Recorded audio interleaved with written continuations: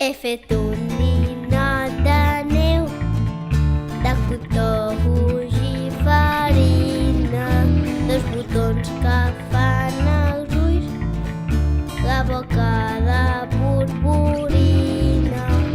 Li he posat un nas ben llarg, retallant amb cartolina i després, per acabar, un barret de plastilina.